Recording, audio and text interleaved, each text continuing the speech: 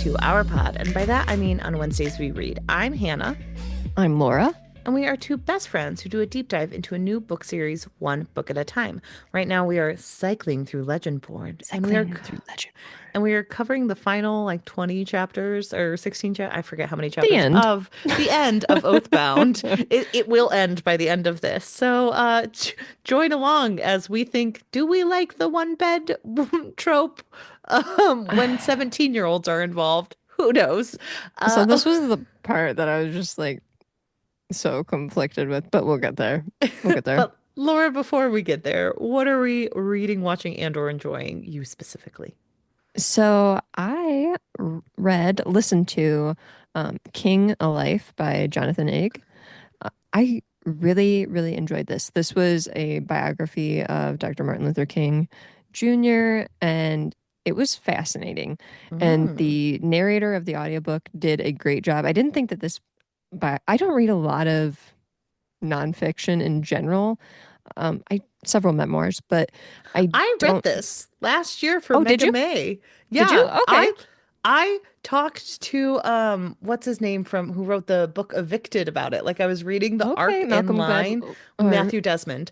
Matthew When Desmond. Thank you. yeah, so I was like reading the arc of this book because I got it from FSG as an arc. And it was like huge. So it was my last Mhm. year Mega May, and I like was reading it at Matthew Desmond talk in Milwaukee. And I like walked up and he was like, how is that book? And that's how we like started talking about like Cool. Bookstagram and everything. So that book is Well, it's an so excellent good. book. It's so good. I it was recommended to me on Libby because Libby now has like you might like this book because you just finished this one. And so I had recently finished Madness by Antonia Hilton. And so King a Life was recommended to me and it was available right away. I was like, okay, I'll read it.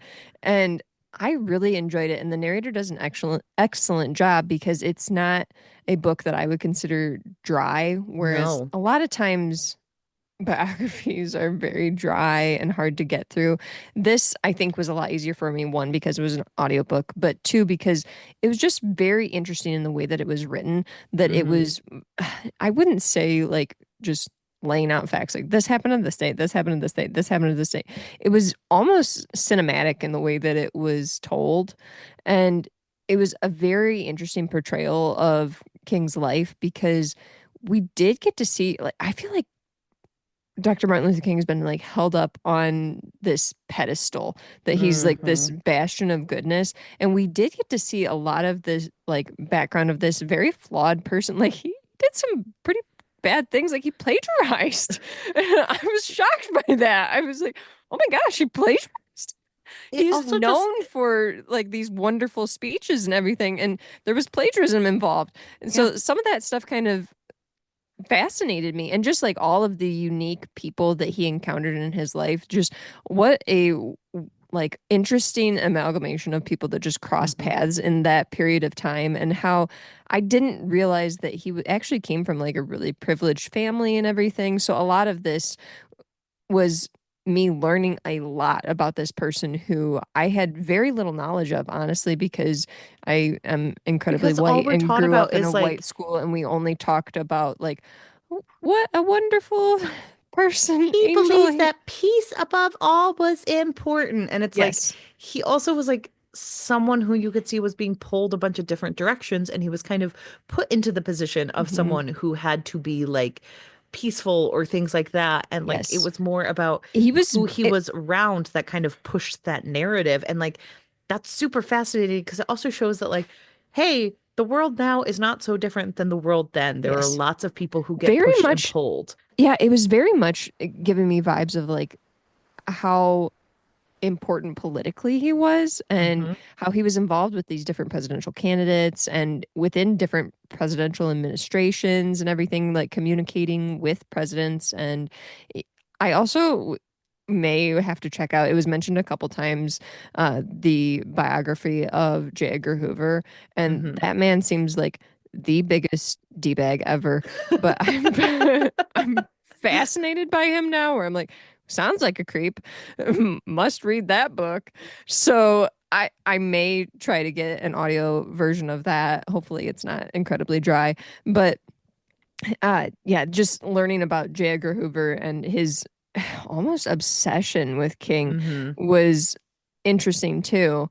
So yeah, I just thought front to back this book was excellent. Really, Yes. really excellent. I would highly recommend it. I was telling my dad a lot about it where I was like, you really would enjoy And this. your You need dad to read loves it. biographies He and does. He history. loves history books. So I'm just Um, like, this would be perfect for you. And he was seemed really interested. He was like talking to me about it and everything. Cause a lot, and to me, I was like trying to sell it to him. Like, I don't know why, but I would think it'd be more interesting to someone who was actually alive during a lot of the things that were yeah, happening. And I was like, you were there.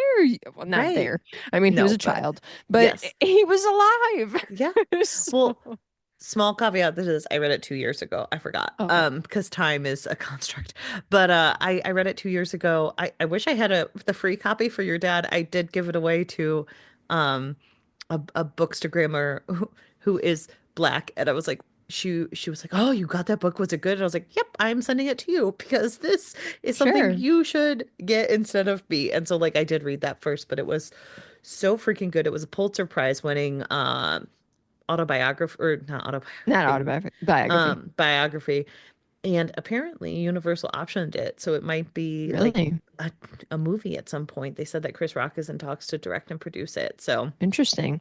I I I thought it was interesting too. I listened to a little bit of a talk at the end of the audiobook that was included with it, that the author was answering some questions and he was saying, that he had gone and interviewed so many people and was like talking to people for hours, and it was like during the height of the lockdown of the yeah. pandemic. And he said that people, were stuck inside and really wanted to talk. So he got a lot of time to spend with these people, but he felt like he was under a lot of pressure to talk to these people before they passed away Hmm. because they were getting up there in age. And it sounded like he had such meaningful conversations with people, but I also just thought he did a lot of time to he took a lot of time to get to know the different stories and the different uh views that people had of each Hmm. other because he Yeah. even mentioned like, oh, like so and so was a friend of King's but he didn't like his wife and this person really liked this one. And so he very much understood the different dynamics that were occurring between these people and their relationships, not only politically but personally. And I think Right. that takes a lot of time and effort to Hmm. come up with all of that information and also to understand what's going on there. So I was really fascinated by that. And then he also mentioned, like in 2027, we'll get all of the documents that the FBI had. Uh, Yes. they'll be released. And so that will be really interesting. And he said to keep an eye out for that. So I will be looking forward to that, honestly, Yeah. because it sounds like, again, J. Edgar Hoover, total creep, Total total creep. creep. And he had just an immense influence on the way that policing and the FBI works today. So, uh, not great, No. not great. If Major Creep was running the place, so yeah, we're in bad shape. Yeah, we're in But bad shape. Yeah, it's not good, but it no, is a good book. Everyone it's a should go really, read really it. great book. I And he loved that also, book. the author, one last comment he made on it was just that it had been like 20 some years since a King biography had come out. And he was like, it shouldn't be that long. He said Yeah. people should constantly be looking into figures like this and learning more about them and writing more about them and releasing more information about them. We shouldn't be going over a decade without a new biography and more new information being released and passed on. And I thought Hmm. that that was an interesting comment to make, that we shouldn't just like have one piece of information and just remain static in our knowledge of a person or their story. Because I think when we talk about like science or whatever, we're always trying to learn more about different like diseases or different organisms or trying to find new species and stuff like that. So I feel like it's interesting that the way that we look at the lives of people who have passed away or figures in history or even just celebrities or whatever, that we often kind of just settle with like, oh, well, this is it. We got a biography on them and we don't need any more information. It's like you cannot hold one person to just a single One. 500-page book. Like there's Hmm. so much more to them. Like, so I thought that was a really unique comment to make Yeah. about that. Well, and I said like I'm looking at my review up on Goodreads, where Hmm. it's like the ending. I said, make no mistake, this is not about the history of King, but it's just what it says. It's about his life, and I loved reading Yeah. about it. And I think that that's like there are so many different facets of a person. So like we Yeah. talk about how we do make lots of jokes about how men our father's age are obsessed with World War II or Yeah. like the Civil War, where it's like you Hmm. read a million books on the same topic. But there are like a million books to be read that teach you different things about different Hmm. things. So like you need to have multiple perspectives. You need to have Yes. multiple ways to look at someone.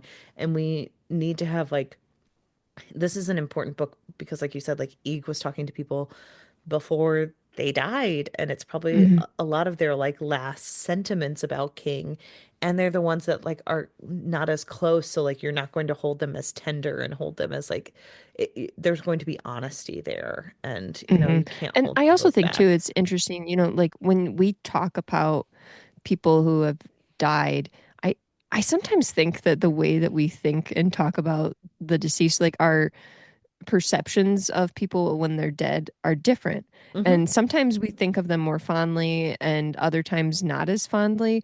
But I Hmm. think that it's a unique perspective to reflect on someone that we knew who passed away and Hmm. for someone like him really and kind of decide how reliable statements were or if they were clouded in any way. Fascinating. I've also been watching Andor. There's 3 episodes left in this second season, and Hmm. I'm so nervous. And the last episodes 7, 8, and 9 were so freaking good. I think that this show is so beautiful and timely, and just they've done an excellent job with it. It is so appropriate to the current political climate, and I think people should watch it. I Yeah. really think people should watch Andor. It's so, so, so, so good. Diego Luna is amazing. Adria Ajorna is amazing. It's so well cast. But episode 8 was my favorite so far, and the show is so well cast, and I just think people need to watch it. It's just fantastic, and I'm so excited and nervous for the last 3 episodes to come out. So that'll be soon. But Hannah, what have you been reading, watching, and or enjoying? So last week I'm doing things a little bit out of order because right now it's Mega May, so I'm mostly reading giant books. Which is hard to do when you're reading some that are like not hitting as much as you want them to. It's not their fault. There's just certain big books that you're like, hmm.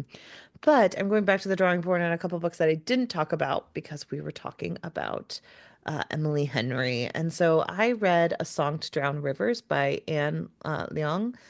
This is called a fantasy novel, and I find it interesting because it kind of made me readdress some expectations for fantasy. I think a lot of times in fantasy, it's like there has to be magic, there has to be like this. And I forget that like fantasy could just be like different worlds that don't exist but are very similar to ours. Because this is more Sure. historical fantasy where we follow this woman named Zishi, who is like one of the four most beautiful women in ancient China. And it's about her tale, like she's picked up for an emperor across the water who has colonized this land that she lives in and she's grown up in. And she is a young military advisor, trains her to make this emperor fall in love with her so that she can help tear down this person's kingdom because of the war. And she decides to do it because, she's grieving the loss of those around her. She saw what war did, and she blames this other kingdom. And throughout the book, we see a lot of different sides of it. And like, she's an interesting character because she's so beautiful. And in the book, she talks about how like beautiful women are treated differently and how she like has different expectations and how she uses them to her benefit. And so she's a very interesting character because she's like a little bit like stunted in ways where she doesn't have to progress in certain ways because she's like, well, I'm pretty, so I've just never had to learn that. And I thought that was interesting. But it also talks about like just how sometimes context is key, and sometimes the person you see as most evil is on the other side thinking you're the most evil person that they've ever met. And it's very like heart-wrenching, and it looks at war in a very stark way that I think is very apt for, these times we live in now where I think it's very easy to put the blame on people, but then fail to recognize what we do to aid in war-torn countries and things like that. And so I really liked it. I listened to it via audiobook. But it was really good. I thought it was a good historical fantasy fiction type novel that didn't have any magic in it. It was just kind of like a different type of world that doesn't Mhm. exist. Um, and it made me rethink because like I feel like you and I have been doing this podcast for quite a few years. And we do a lot of fantasy on this podcast, but we don't talk about like all the different elements of fantasy. I feel like a lot of people have like a Mhm. very limited view of fantasy, and this challenged my own interpretation of what it means to be a fantasy novel. And so I liked that a lot. Um, and then What? No dragons? I know no dragons. Might as well be nothing. And then I listened to an audiobook. That sounds like nonfiction. I listened to a nonfiction actually, called The Hidden Globe by Atossa Araxia Abrahamian. I butchered his name, so I do apologize. This was a book that was recommended by Schizophrenic Reads on TikTok. He reads a lot of nonfiction, and so I've picked up a lot of his books that kind of push for, showing the shape of the world in, this day and age. I thought it was a very interesting book. It was a little hard for me to pay attention to because I'm not an economist girly. I don't really care that much about money. And so it's hard to pay attention when they're like, here are the historical contexts for how wealth makes the world move. And I'm like, yeah, I just think it sucks. And then I had a hard time focusing after that. Um, but I do think he did a good job. I don't think it's a problem of the book. I think it's a problem of the reader. Like, I Mhm. had to ask my accountant sister what vesting meant. I was like, my work says it vests in my 401k. What does that mean? And she was like, Hannah. So, I'm not the target audience for this book. But there were certain like really interesting parts about like how those like Swiss bank accounts got started. How like different movements can like how you can exploit statelessness and how like free trade zones can like affect people and affect economies in that way, and just like how foreign corporations can be brought in, and like they used the example of I forget, I believe it's in oh, I forget where, but there's like somewhere where they have like a specific type of court where it's like we all agree that we can be have laws interpreted by this court, but there's no reason for it other than that's the one they chose. And I actually think I did learn about that in law school. I took like a world law class and we learned about like world courts and things like that. And so it's just really interesting how we kind of make up the rules. I would say the most fascinating to me personally was the discussion of space and how a lot of governments have kind of collectively agreed that space is not a place to be colonized. But Okay. that means that corporations can kind of swoop in and take over if they wanted to, and how that's Mm. kind of happening with billionaires right now. And I Hmm. did find that very fascinating and like good food for thought. But They're like, overall, let's go up and do a lap and leave some satellites up there and let's then go take Katy Perry up there so that she can say she did it for some reason. for feminism, for Th- feminism. this is modern feminism talking. Meanwhile, all the women down on Earth are like, do something else. Yeah, like anything else. I'm down Um, here on Earth and I'm like, use some money to solve endometriosis. Come yeah, on just like now. that's always my frustration with these, where I'm like, how much do these cost? Like, you guys could just solve hunger. Like, you could Yes. solve hunger. Again, we brought up Matthew Desmond's book, Evicted. I haven't read his next book yet. I need to, but it's about like hunger and like the like poor people in America, and he talks about like how I think it costs maybe like it's a very low amount, like lower than you think, to solve American hunger. Like I think it might be like $30 million, but it might even be three. I can't remember which one it is, but it's like super low. And it's just like these billionaires could do that, and they just They just don't decided want to. that they didn't want to, or that it's too much effort, and they'd rather just like go up in their Hmm. little space places. And like, I don't know, we Why would do that rather. when they could get horrible Botox injections and go up in space? Oh my gosh. Like, It's just so ridiculous. And yeah, that'll just make me mad. So for what I'm so I read that book. I think a lot of people could like it. I think if you're not an I think a economist lot of girly, people it's could like I think it's technically it. a good book. I couldn't focus on it and I didn't want to I re-listen to it again. didn't comment much because like that type of book sounds like something I would not enjoy, and I don't understand many things related to money because I feel like just most of it just sounds made up. Like I don't That's understand, like people talking about Bitcoin and they're like, I don't understand Bitcoin, and I'm like, I don't understand money in general. It all sounds like Bitcoin to me. This is where you and I are like stereotypical, like the stereotype of like women just are bad at money. And I'm like, I just didn't care to learn about it. I have enough of it, and sometimes I need to spend less of it. That's I'm all I incredibly really need to frugal. know. Yeah. I just don't it like doesn't make sense. Like we assigned some random object of value and Yeah.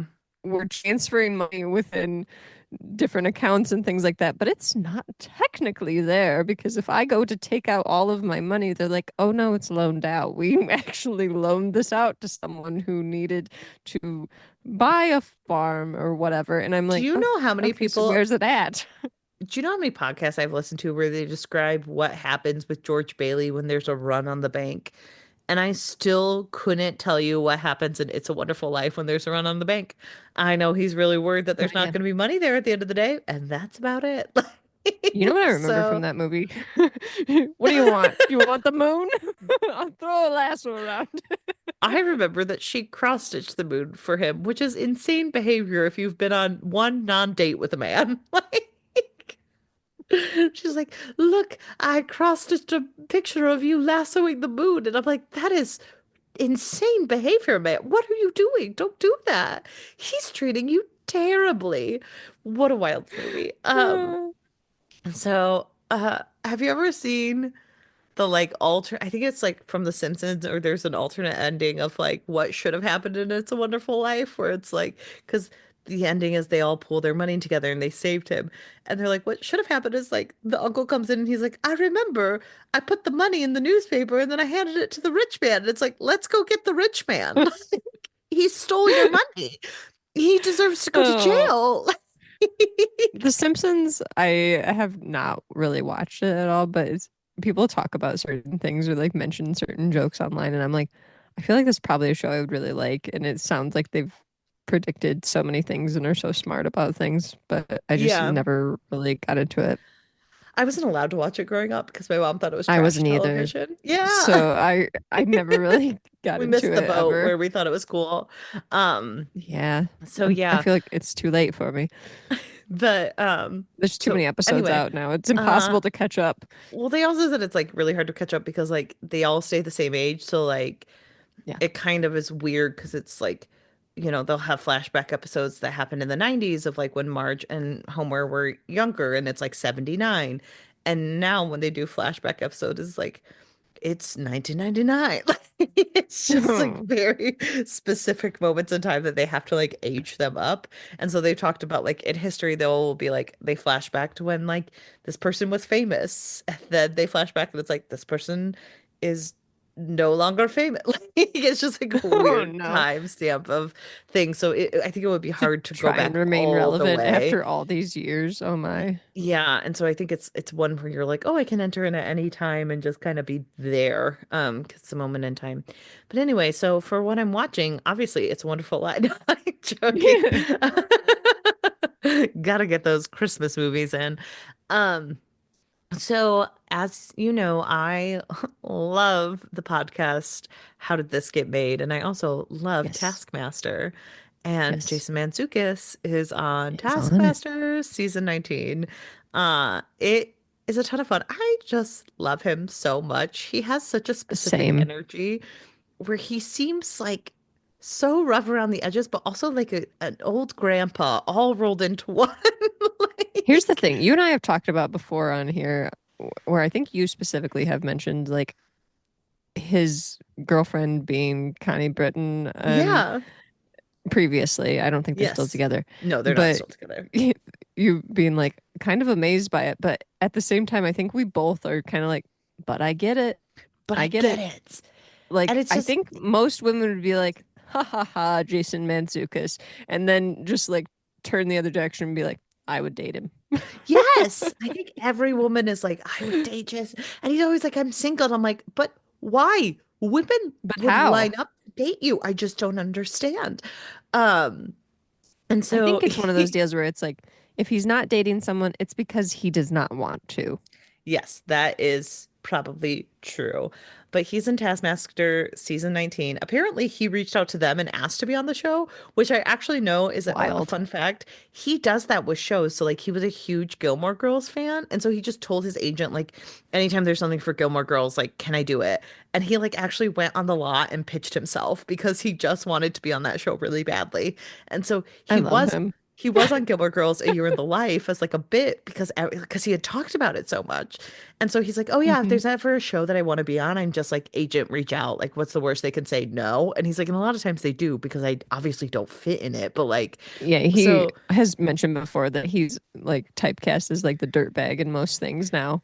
yeah." And so he he's in Taskmaster and I'm a huge fan. I think he's just like so very American that sometimes he's not going to win things just because they're so incredibly British on that show. But it is a ton of fun to watch him. There's an episode, small spoilers for Taskmaster if you haven't watched it, but they have to do a task where they have to do something cool and then they have to do it in reverse and they have to do it perfectly in reverse. Hmm. And so his something cool, they don't know they have to do it in reverse yet. His something cool is he's just like lock pick kick and he just picks a lock.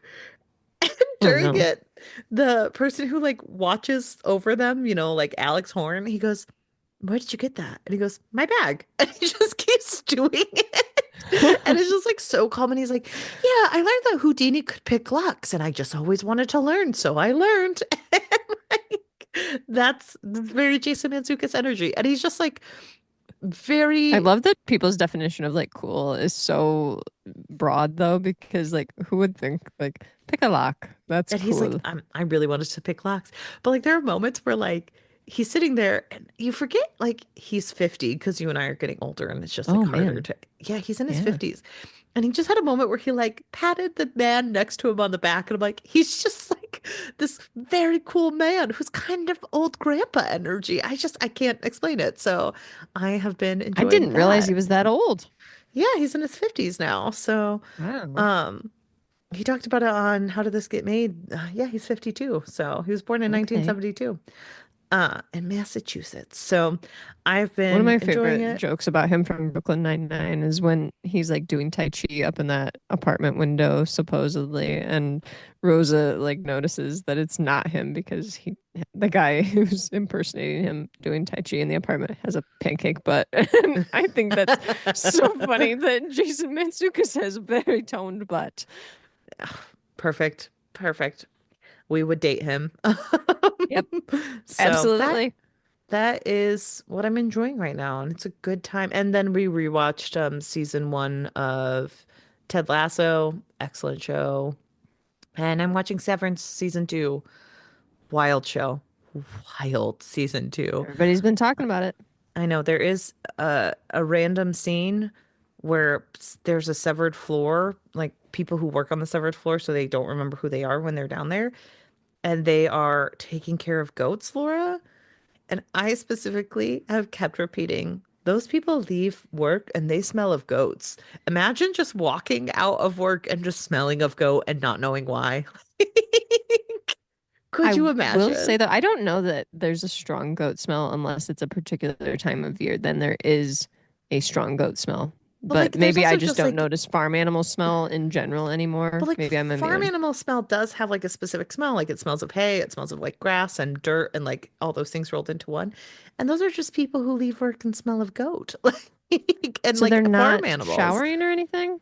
Well, they might be, but like you just don't know. Like we Because a don't lot of have times, like that farms, filter. they're like shower in, shower out situations. I don't That's know if true. that's what's happening on that Maybe. show. I don't know about this But show at all. So I get distracted where I'm like, yeah, but you still have usually you have like an undercurrent. If you're working in a farm like area for 8 hours, is one shower gonna like perfectly get everything out? I don't know. goats, it Questions I will get the have. smell out.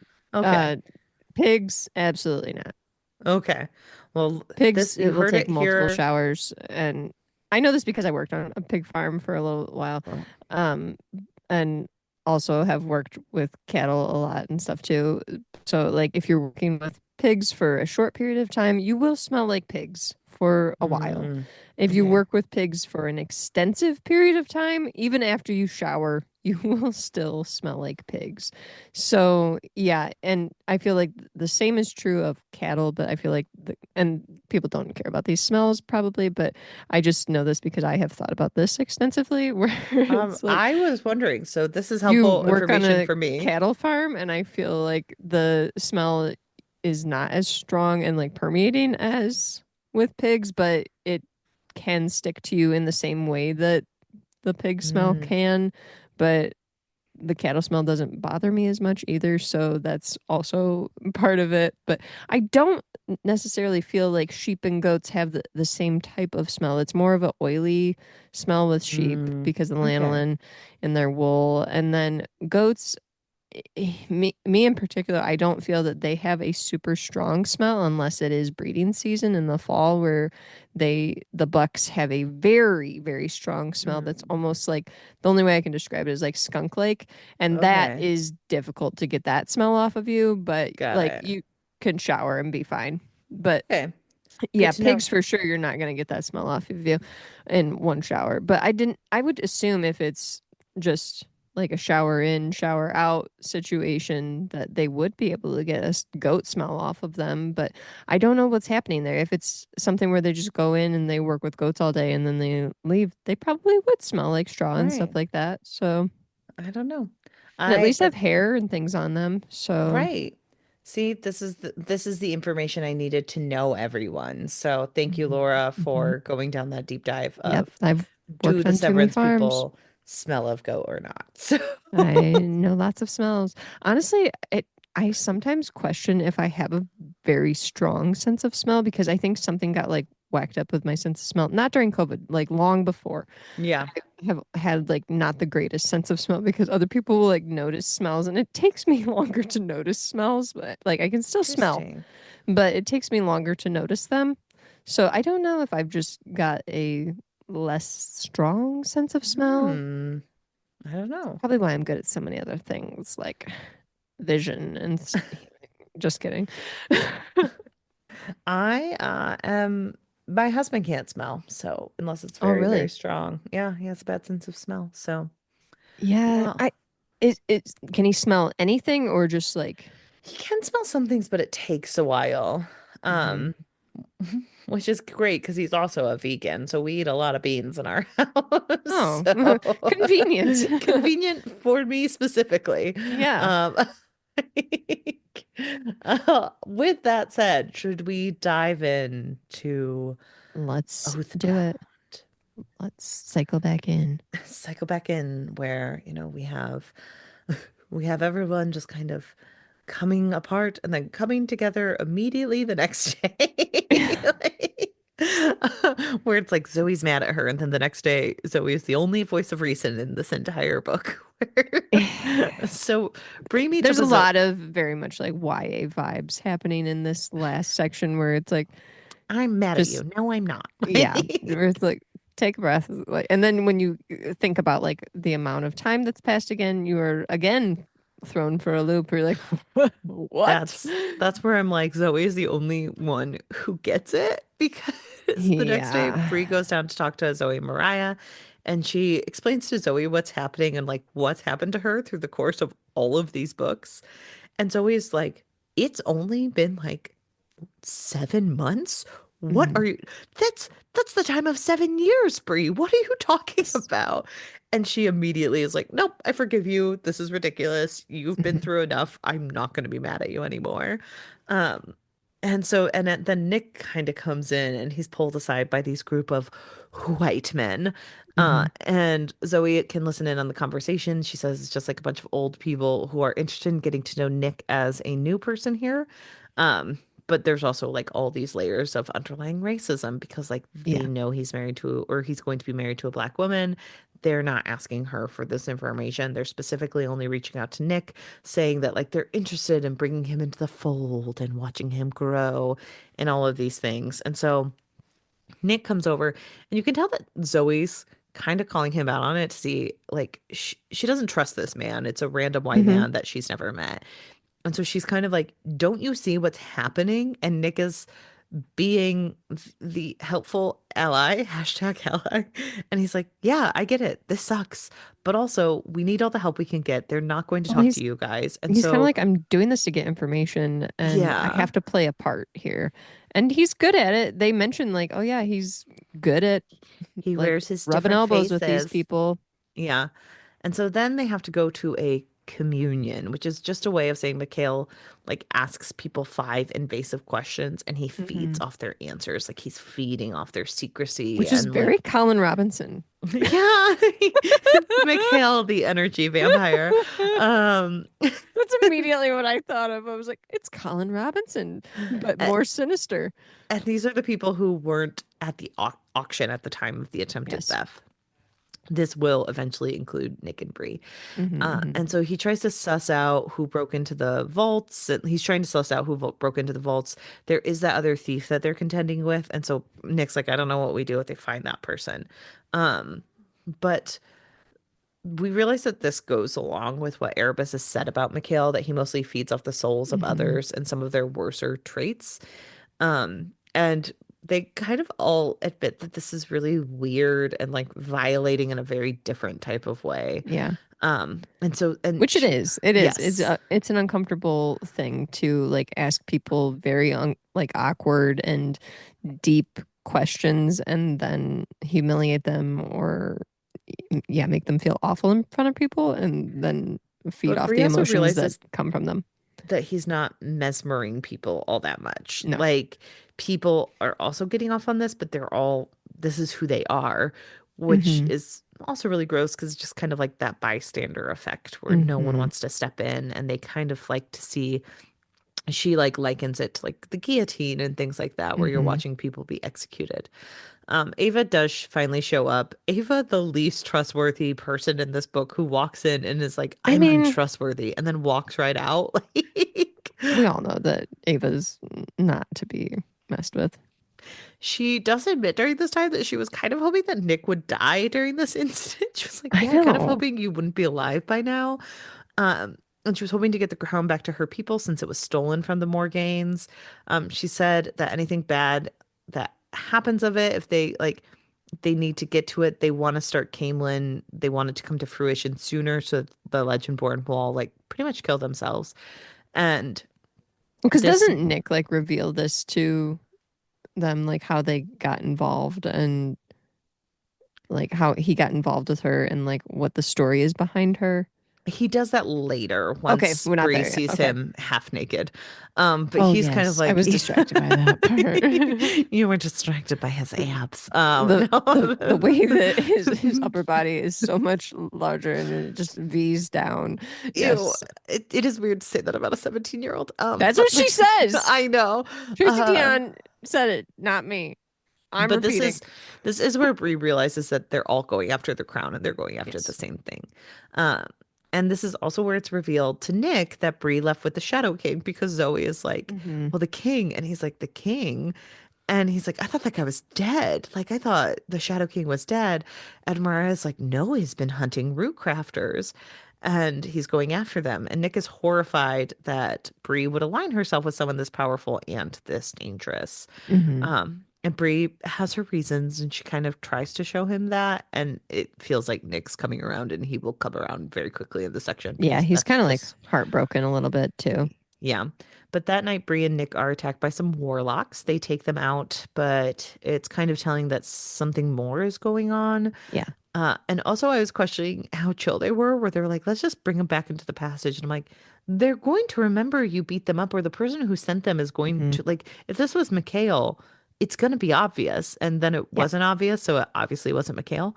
Um, and she starts talking to Nick about the Shadow King, how he's the one who has her blood marked, that she went with him because she has this link to him. She wants to try to figure out what to do. And this is also where she reveals that it is Erebus. Nick is Mhm. horrified that the Shadow King has been working with them all along. and that there's just way more to this, and that he has seen the suffering of others and he's like taken enjoyment out of it, that he's It's experienced. just so hard for him, I think, to know, like, yeah, okay, my entire life is a lie. And he's also just like, man, it's just like corruption from the bottom up because no one Yes. noticed this, and they should have. Like someone should have caught this. It's obviously all bullshit. Like he's just kind of over Hmm. it. But they lay down together because he's watching out for the warlocks and they obviously fall asleep. And he's like, Sal would be mad at me if he knew I fell asleep. She's like, you can't just lay on the ground. You have to lay up here. One bed trope right here, right next to me.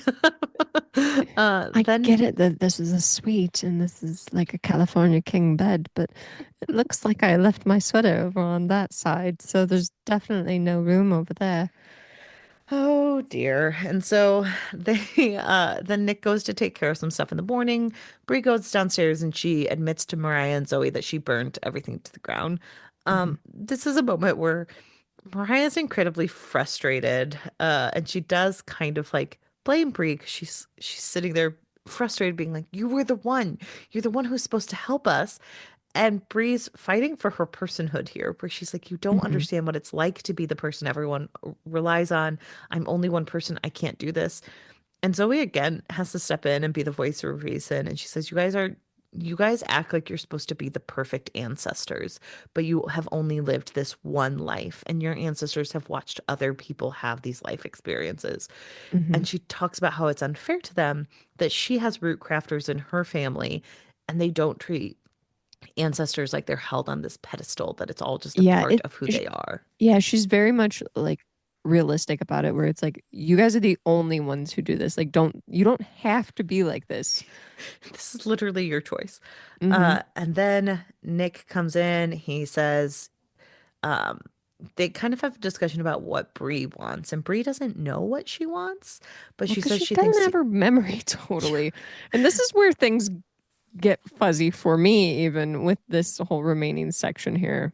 well, because she says she knows that she thinks she wants her memories back. And Nick's like, well, then you'll get them. And then they say that they found the third thief. So we go to another communion. We ask a couple people where they were, what they want. And we do see Mikhail get frustrated when someone doesn't feel guilty about something. So he does have to feed off the guilt of others. Then they get to the thief who was the person who broke into the penumbra, that kind of set off all the alarms for Bree and Nick and got them like running.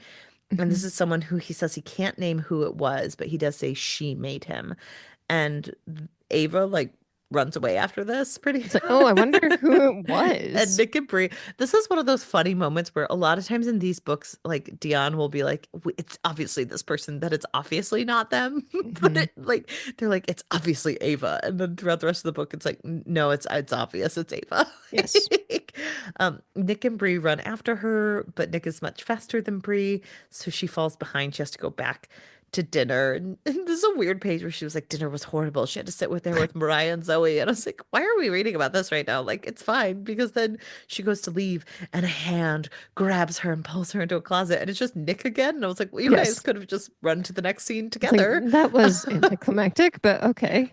But they overhear Bianca talking to someone about the fact that a new person has entered the auction and wants to Hmm. join in.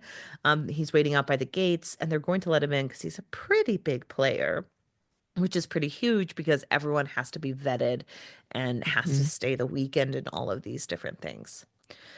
So Nick shows that he is now on Bree's side. And all of this, he understands where she's coming from. He says he really wants to protect her because he has feelings for her and she is his king. He understands that she had to make her choices when it comes to Erebus, and he doesn't want to like judge her for those. He just wants to support her. He Which I will say, he's honestly pretty cool about all of it. Like, I hate to be on I Nick's side, but he's but we he's have been this entire book for some I reason. know, I baffling, but still think that he's being pretty cool about all of this. So, Yeah. I had a moment where, for people who don't want slight spoilers for Jane the Virgin, I had a moment where I was like, please don't make him Michael and Jane the Virgin. I can't take oh, that because I was such a Michael fan. And I was like, I can't take watching another man leave me like this.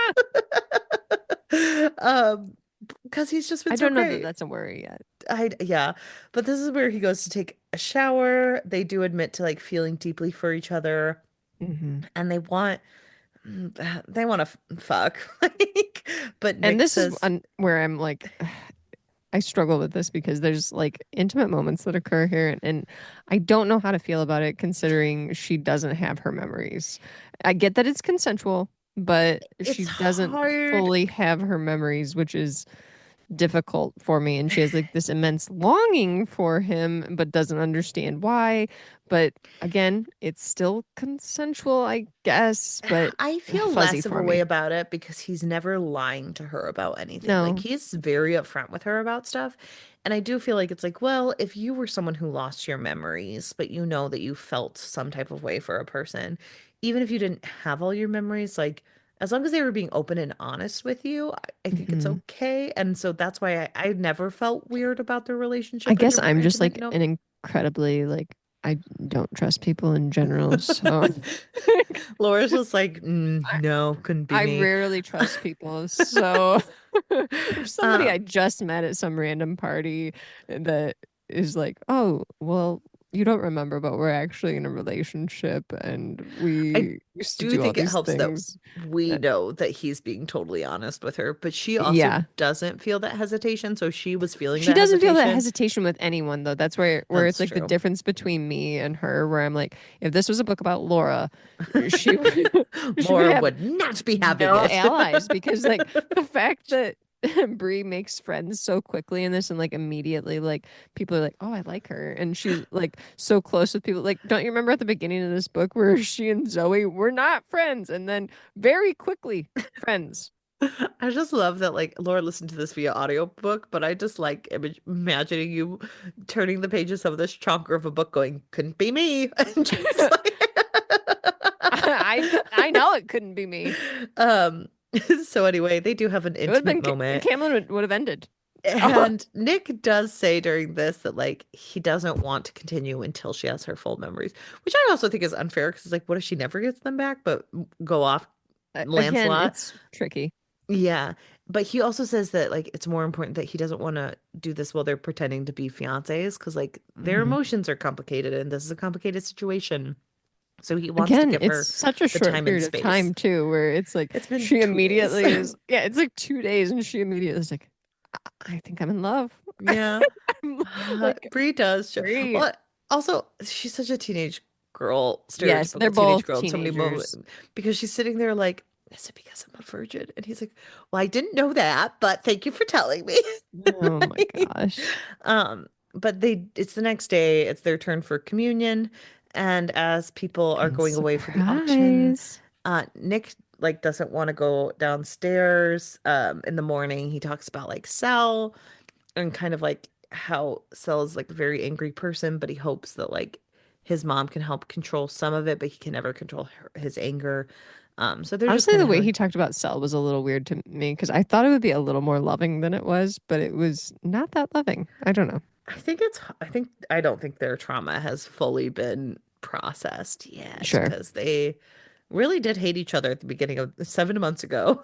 Yeah, Nice, 7 months ago, they were pissed at each other. And so I do think it's normal in the context of their history, where like two fair. boys who are set out to beat each other up and those mixed emotions, where like Cell obviously was on different footing than Nick Hmm. during a lot of those fights. And so it's like, well, this person did harm me, and I can recognize that they were also not in a position of power, but they still did it. I think you can Sure. have those complicated feelings as a 17-year-old child, or anyone.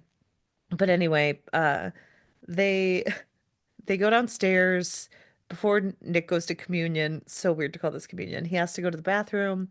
Bree is left waiting there, but before she can go up, Nick goes out on stage and he's agreed to answer 10 questions Surprise. instead of the normal five that everyone else has Five been per asking. person. And now he's going to do 10 because what is it he says? Like, it's a very a corny thing to Yeah, it's say just like, where everyone's like, oh, it's so romantic. And here I am again, don't trust anyone. I'm like, you know, this guy for 2 days and he drops a line like that. Come on.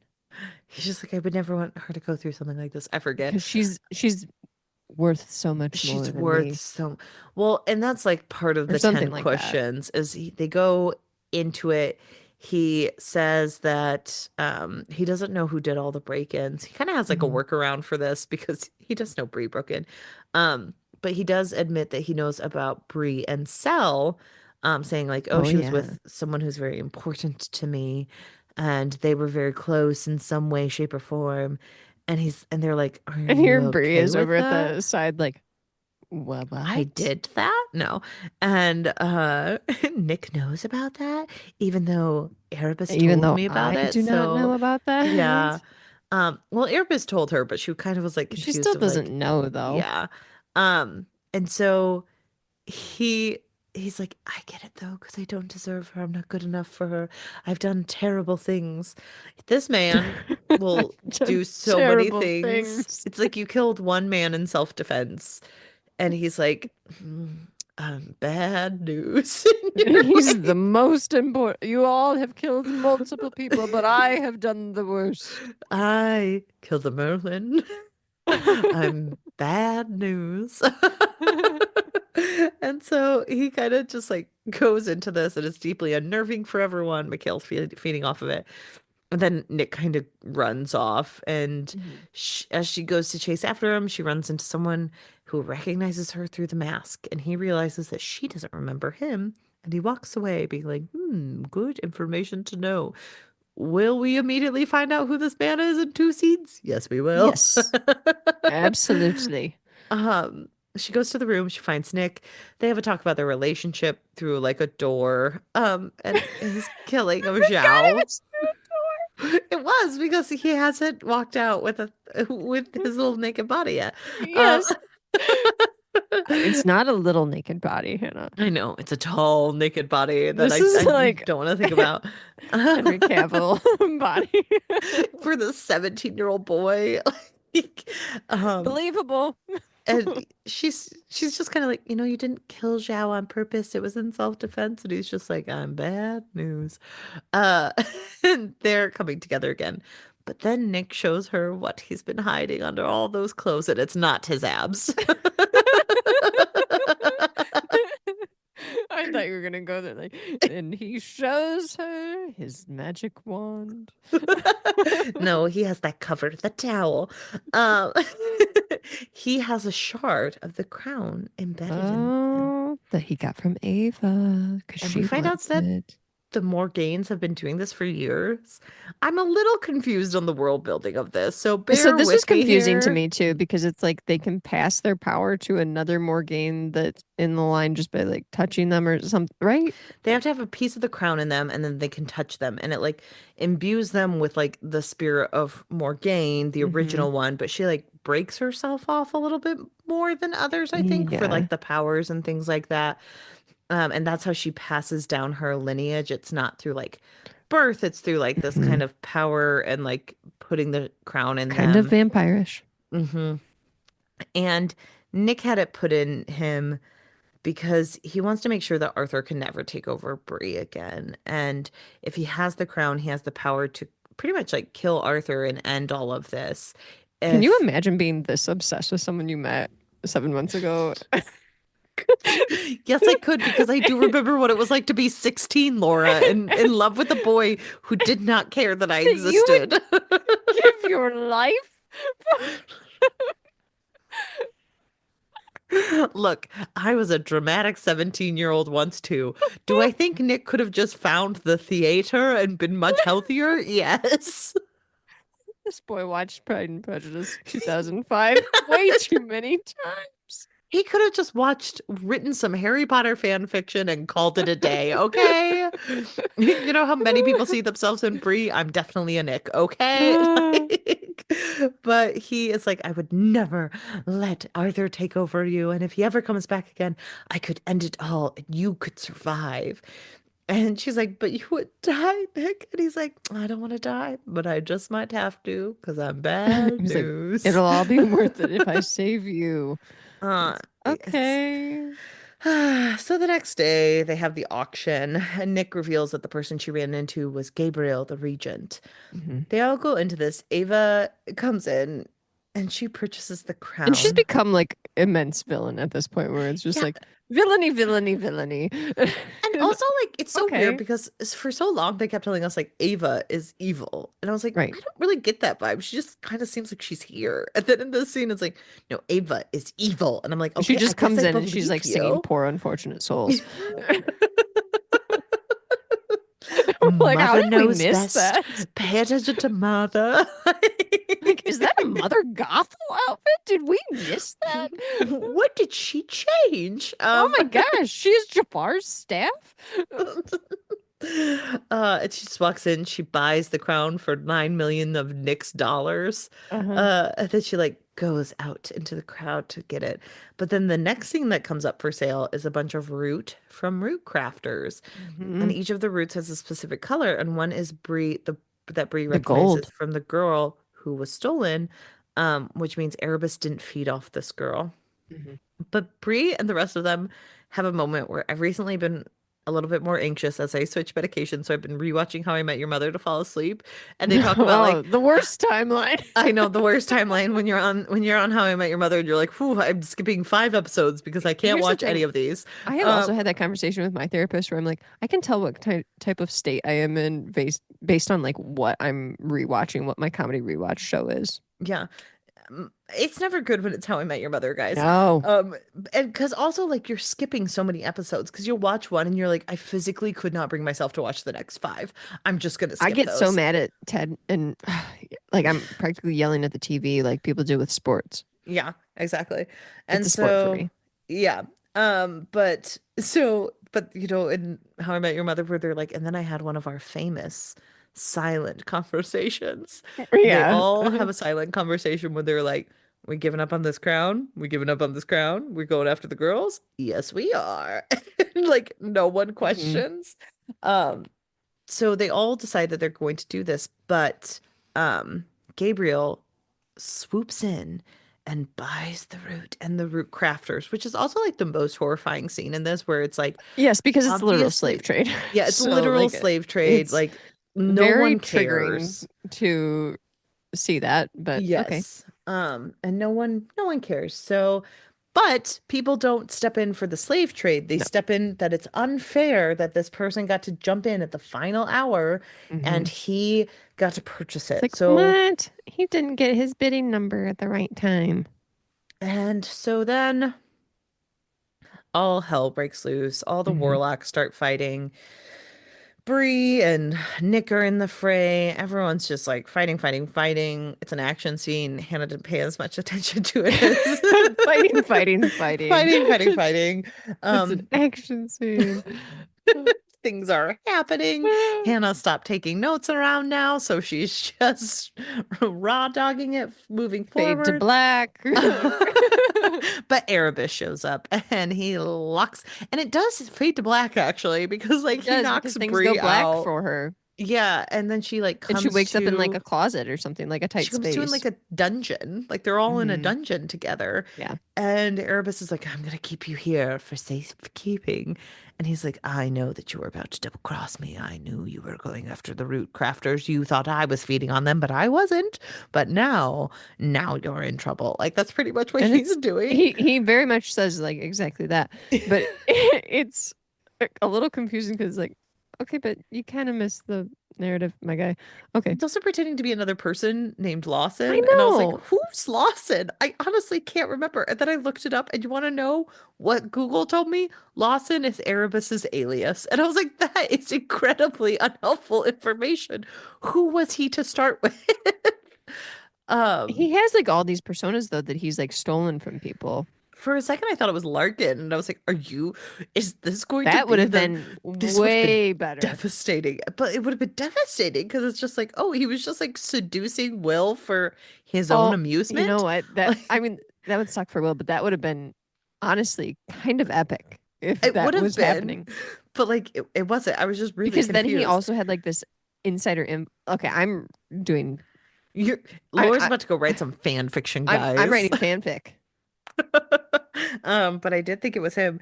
But he's like, I can't find my crown, but I can go after all of these different things, take out all these people, and figure out where it could be. So I'm Hmm. leaving. And he just leaves. And they all have a minute where they're like, I mean, we could probably break out of this. Yeah. And they For do. being like supposedly this person that's been around for like the longest time and has all this knowledge and power, he literally does not think to be like, is everything secure here or can they get out? Yeah.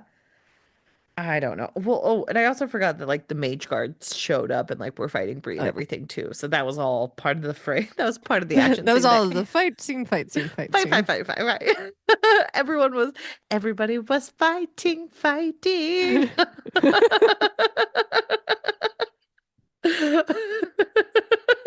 It's pretty late Oh when we're my. recording this. Oh my. Um It's just colors everywhere, all the rooting. so anyway, they like break out of the prison cell and Nick is like, I sense the crown nearby. And they find out that it's just there. Like it's like over in a closet somewhere. Here's the thing. It's some of this is just a little too convenient where it's like YA.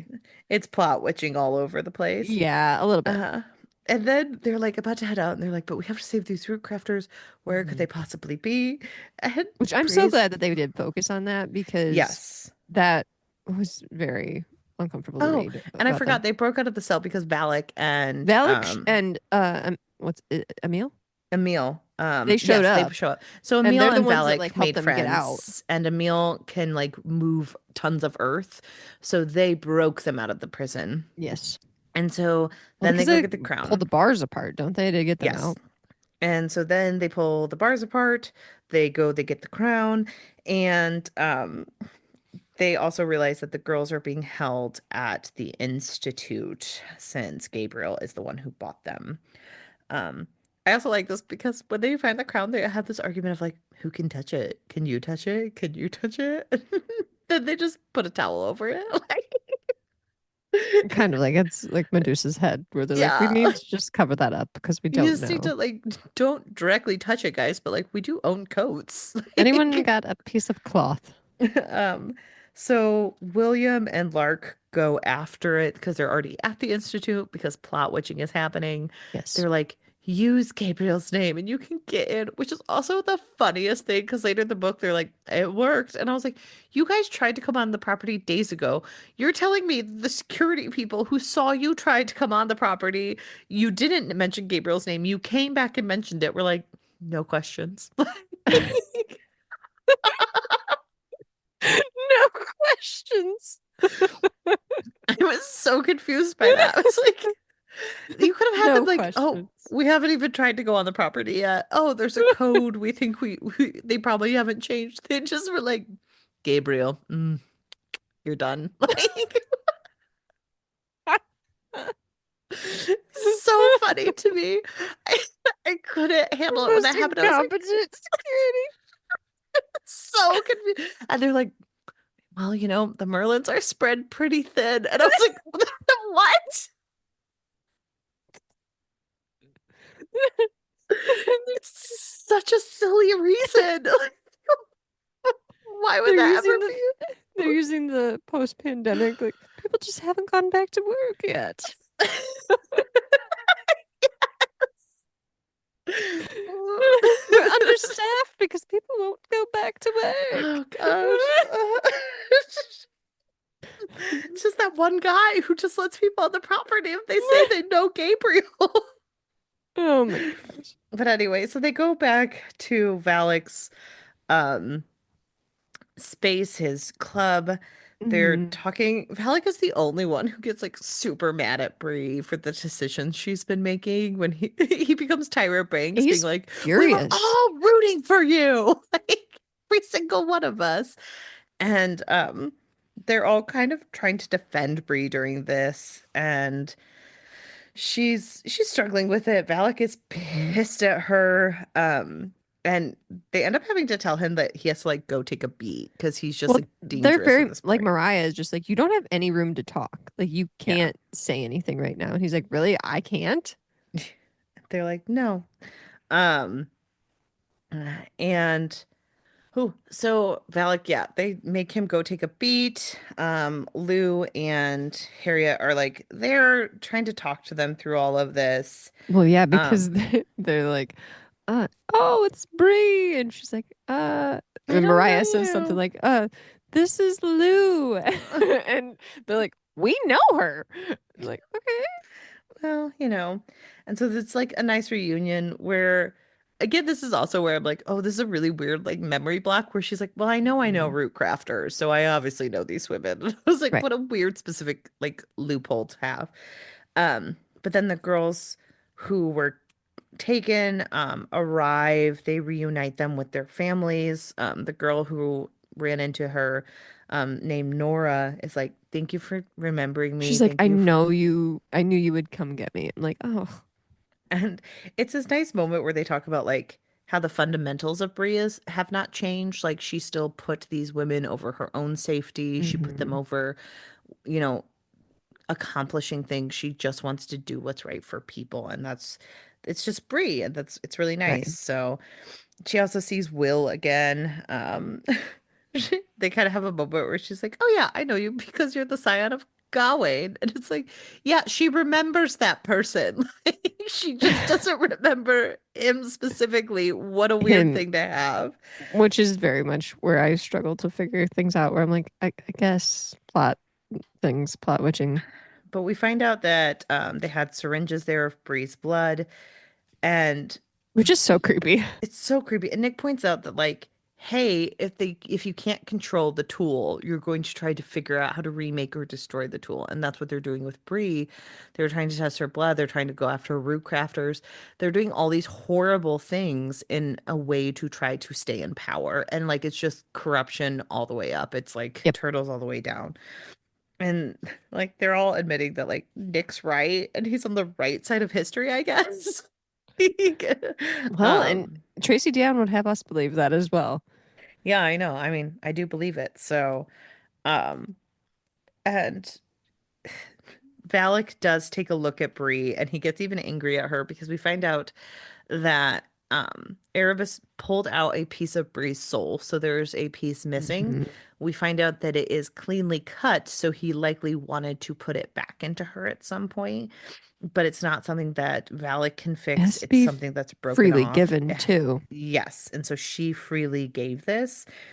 And Vala gets so mad at her. She's kind of like, I don't understand half the things that happen to me. So could you not do this? Well, and Um, this is where I think that his criticism is a little undeserved because it's like she doesn't understand what she did, and he's like so critical of her, and I'm like, you don't understand the immense pressure she was under and how she was having to make snap decisions for literally the mhm. world, and trying to decide what would be the best case scenario, and she was just doing her best and not also understanding like all of the things that are coming together and what possible ramifications could be, you know? I think it's really effective, but also it does note that like even if you're making all of these decisions and even if it's okay that you've made these mistakes, the ramifications are still there because Valak Yeah. points out like there are certain things I can't just fix for you. There are some hmm decisions you have to live with. And I'm like, that's a really powerful statement to say. On one hand, hmm it is totally fine, but on the other, you still have to live with the decisions you make. And that's so apt for young readers to like get a taste of. It's And just it's so amazing. hard too because it's like she didn't ask for any of this, and like all of these difficult things were thrust upon her too. Ugh. Poor girl. And so then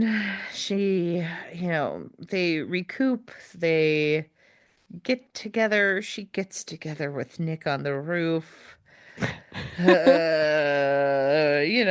Talking about how her soul is fractured forever, but she still wants to be with Nick and she still chooses him even though they're not pretending. Um, and then there were so many moments where I'm like, Tracy Deonn, if in the next paragraph you didn't mention the fact that they definitely haven't had sex yet, I would have thought they had sex like a million times over. Okay, so I was Like, questioning up until this point, like, oh, did they? And then finally I was like, okay, now it is. Okay. Well, because there was like a moment where like talks about how like Bree's pretty much naked on the roof, but then she's like, Yes. I touched his jeans. So I was like, so his jeans are still on. Got it. He still has them. And so I don't think they have sex. It is really gross to hear a 17-year-old boy tell a girl his blade is yours.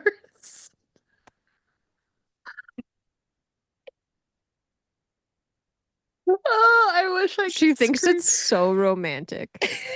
Is what is like a little bit bothersome. Like Innuendo. Strip away my conscience. the Peel off thing all is my though, like values. if somebody said that just like meaning a joke, it's cringy, but it's I don't think it's supposed to be a joke. It's just N- supposed to be romantic and Well, I it's think it's supposed to be romantic in a non-innuendo way, but like we're adults and our brains are broken because like it is I mean, we're innuendo. millennials and Yeah. we watch The Office too much. So we're going to immediately go into a that's what she said Exactly. type Well, because situation. he says like I'm gonna follow you anywhere, you and me. I just don't want you to run away. And she's like, "What if I want to burn it all to the ground?" And he's like, "Well, then my sword is yours." And I was like, My "You guys blade are is half yours. naked And it's right like, now. You you can't guys say are that." ready to fornicate. So that isn't. Love you telling 17-year-olds they're about to fornicate. I feel uncomfortable talking about a 17-year-old sex scene. I put myself back into high school when I'm like, I would have eaten that up and been like, oh my gosh. So I then they mean, I go. would have at the time. Now it's the more I think about it, them being 17, the more I'm like, Yeah, it is kind of gross.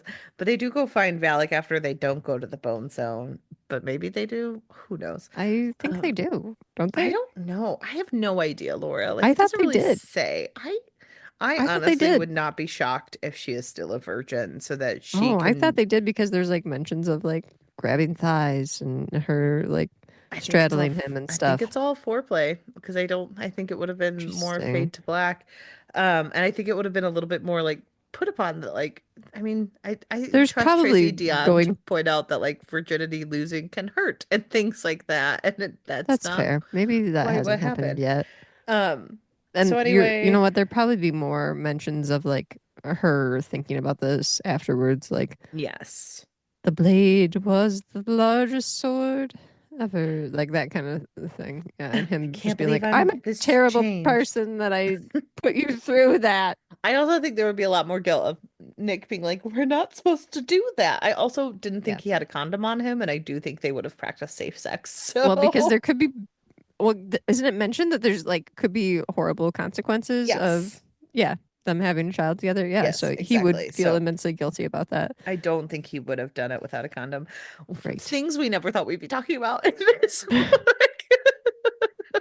The lore has gotten deep. Oh, this is what you guys came here for.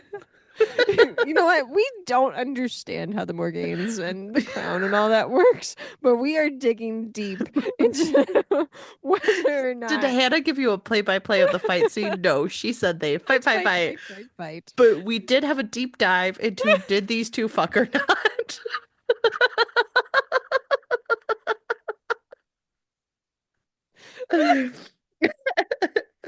You are welcome, listeners. I'll be on Reddit looking that up.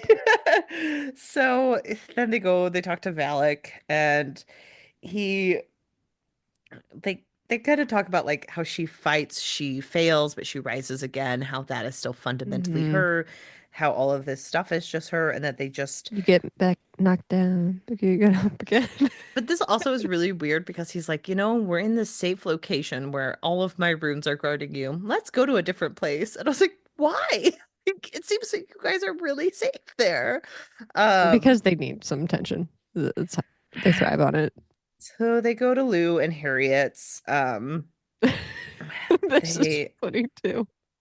Where they're like, and Cell will never find us here because he's never been here. And just, no, that's oh not wait, no, technically what that's happens. It's not what happens. They go there perfectly in danger of cell. They don't know that he's escaped yet. He right, right, has right. escaped. Never mind. Natasha told us that he escaped, and Natasha also went and got Bree's Bree's father at dad. one point. Yes.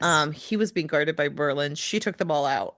And her dad had the funniest reaction of, "Why would you beat them up? They're perfectly pleasant people." They're great employees where they're always checking in on me. And she gave him a ring to like tell the mom, like to So show Faye could him. explain what happened. Yes. And so Nastasia takes him to see Bree. It's a very heartfelt moment where I started crying because I dead parent liked this a stuff lot, like actually. makes me cry. And they had this very heartfelt conversation about their mom, Hmm. how she's taking care of them from beyond the grave, and how her not remembering him could never change anything, that he is still her Right. father. Beautiful, 10 out of 10. Yeah, I really liked all of that. I actually really like all the nostalgia stuff. Yeah, and Nastasia, this is where Nastasia is like, "Don't worry, Sel did escape, but he doesn't know you would come here." And they're like, He's "He's never been been here. here And they're like, he's been here. And like then everyone's like, 3 months holy ago." crap, what? And she's like, "This is not good news." And we do find out that Faye brought Bree here, Hmm. because a lot of times they bring them to Lou to like test and see what type of powers she would have. Yep. Um, but Lou wouldn't have remembered Bree because she wouldn't have seen the root craft inside her. And like it would have just been different. And so she probably was there, but she just wouldn't have remembered her. A lot of times there's face coverings involved. There's all this type of intricacies, but it is a nice moment where like Bree has another connection to her mom because she was with her mom at this location and Hmm. there was some type of connection to rootcraft even before she understood it, which is beautiful. Um, and then Nastasia is like, we need to keep Bree safe. We need to like, we're gonna make her create these little flowers to take with people and chase after. And this is so plot witchy because it's never gonna work. Like it's just to get No. everyone else out of the car. Like it's And they're just like, because you don't let's want. just take several different cars and that will throw him off because he's so stupid. He'll never understand that we're in different vehicles. And they think that he probably like went to Asheville, maybe, but he has been here, so it's all confusing. And so they all drive off, and Bree is with Nick and Zoe, and they're driving together towards Penumbra so she can meet with Erebus because she called Erebus and she's like, I have to meet with Hmm. you. I have, like, I want to make a trade. I have the crown. We'll get it to you. And so they're traveling, and there's a giant boulder in the road, and they're all like, well, I guess we should stop for That's a nice reasons. boulder. That's a nice boulder. And it's and Jaw put it there because he was looking for Zoe. He was concerned about her. He got Hmm. all of her voicemails like out of order and he got really worried, so he came running. And so they're there, and then they realize that Elijah brought Cell right to them. Yes. And Zoe and Elijah are like, he told us to leave, or else we are in grave danger, so we're gonna peace out. And Bree's like, Convenient. okay.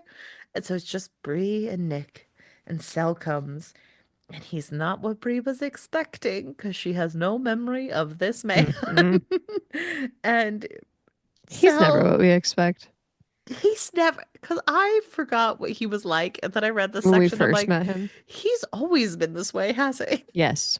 Like I was like, his personality has not really changed in this section, No. but I do dislike it still. And he's like, you're different. You smell different. You're different. I want you to be whole again. Go be whole again. And she's like, I was actually on my way to do that. So, like, if you could leave me.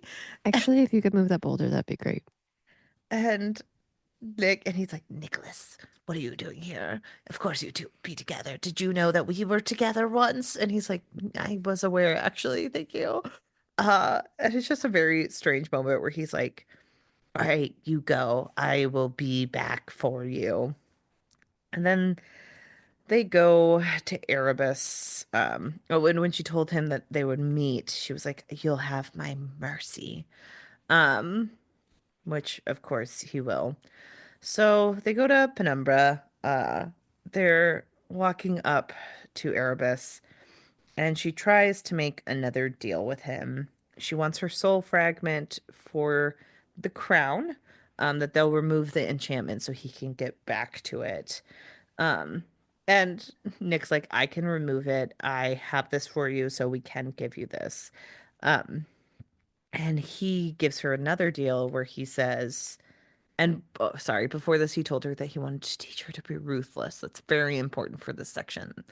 Um, where he tells her that he'll make another deal with her. Either she gets her soul back or Alice gets her soul back.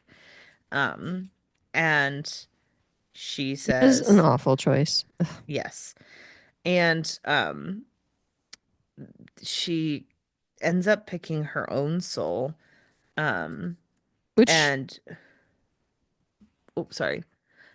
that shocked me that she picked her own I soul. was shocked. Well, and then they also do this thing where they bring the barrier of all the people he's killed so that Hmm. they're like all kind of working against him. So it's kind of supposed to be like him coming to terms with things and he's just like, I don't care about this.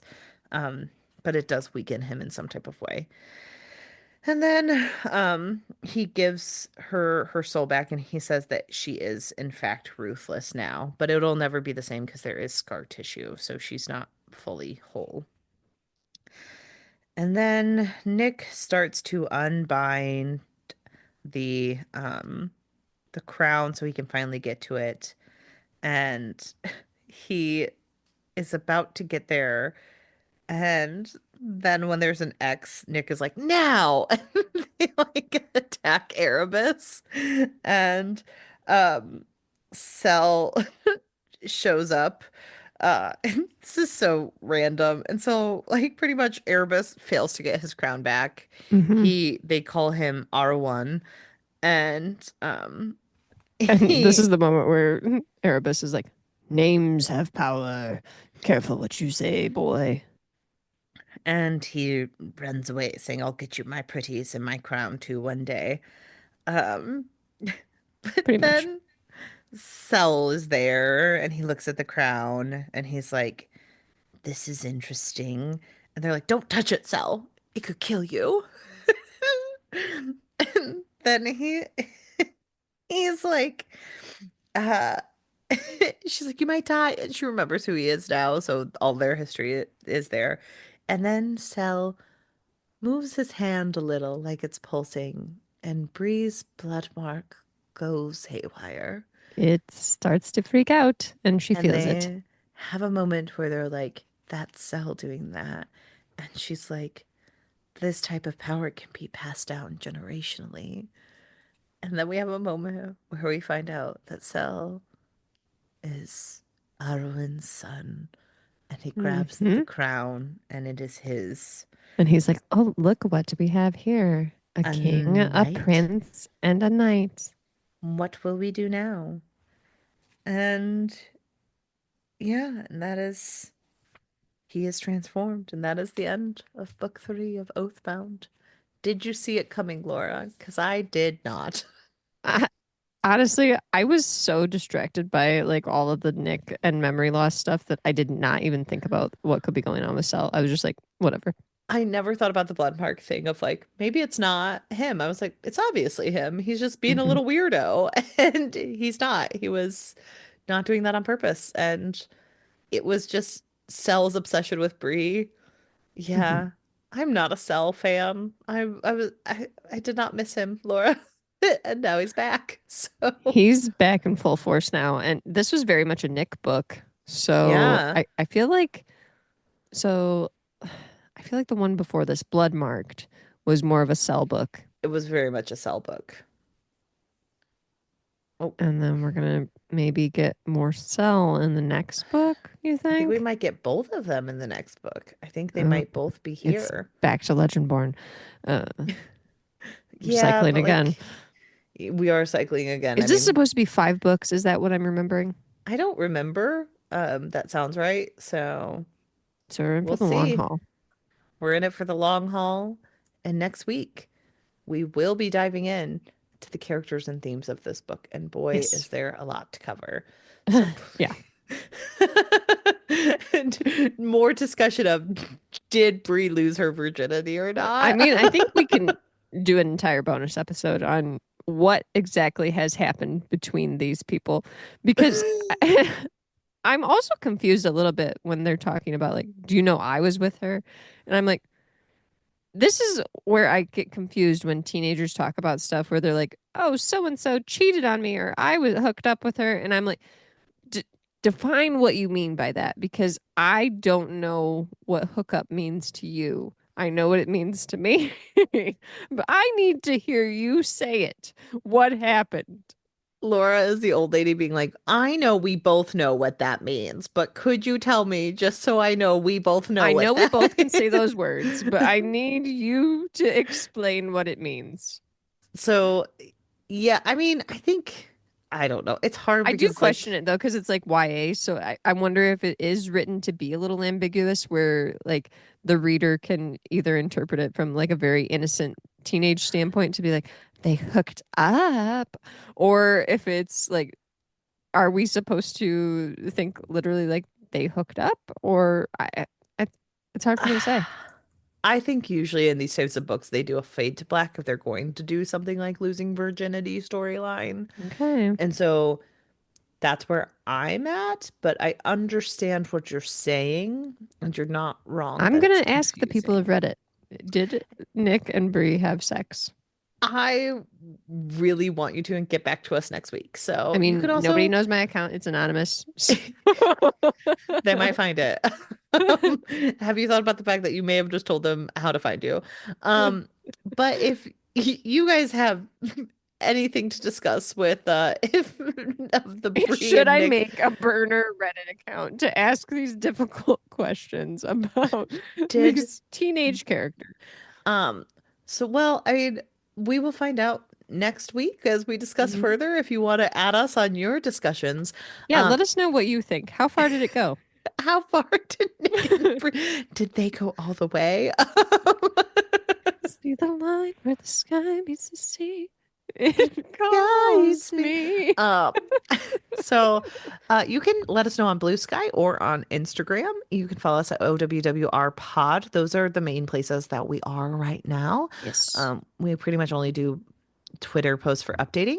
Hmm. You can also check us out at owrpod.com. Our reading schedule is up along with our indie mission stuff right now.